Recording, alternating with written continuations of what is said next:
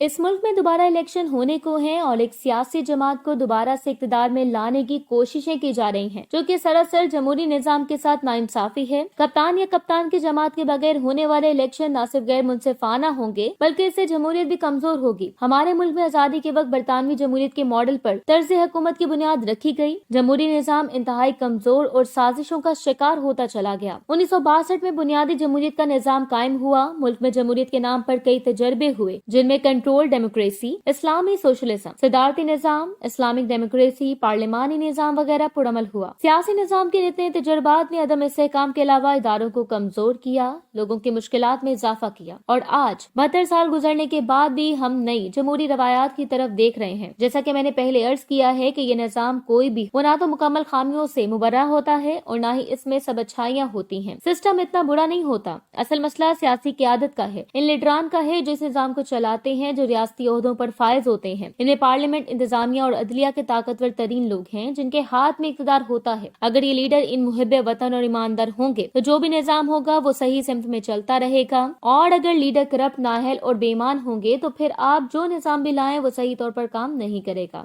اس نظام کی کامیابی یا ناکامی کا ذمہ دار سیاسی لیڈر، صاحبان اقتدار اور لیڈرشپ ہے، لہٰذا سب سے پہلے ان کی اصلاح کی طرف توجہ دی جائے۔ میرے خیال میں اگر ہم اپنے سیاسی نظام میں صرف 3 اصلاحات لاگو کر لیں تو ہمارا ہر نظام کامیابی سے چلتا رہے گا۔ سب سے پہلے ہم انتخابی اصلاحات، الیکٹورل ریفارمز کریں، جن میں سیاسی جماعتوں کے قیام، ان کے اندرونی انتخابات، ان کی فنڈنگ وغیرہ سے لے کر امیدواروں کی اہلیت، تعلیمی قابلیت، انتخابی مہم کا ضابطہ اخلاق، الیکشن کے انعقاد، ووٹ کی گنتی اور نتائج کے اعلان تک تمام امور پر متفقہ لائحہ عمل بنایا جائے۔ جب تک چھانگا مانگا کی سیاست، دسکا کا الیکشن اور ووٹوں کی خریداری جاری رہے گی، اس وقت تک نہ صدارتی نظام چل سکتا ہے اور نہ ہی پارلیمانی نظام۔ کتنے دکھ کی بات ہے کہ الیکشن میں دھاندلی کے الزامات لگتے ہیں، ہارنے والے ٹربیونل اپیل کرتے ہیں، اسمبلی کی مدت پوری ہو جاتی ہے لیکن ان کا فیصلہ اس وقت تک نہیں ہوتا۔ اس طرح ملک میں چپراسی بھرتی ہونے کے لیے بھی تعلیمی قابلیت کی حد مقرر ہے، لیکن ممبران پارلیمنٹ کے لیے کوئی تعلیم شرط نہیں ہے، کیونکہ پارلیمنٹ کے تمام ایکٹ ہوں یا آرڈیننس سبھی انگریزی میں جاری ہوتے ہیں، بجٹ بک بھی انگریزی میں ہوتے ہیں۔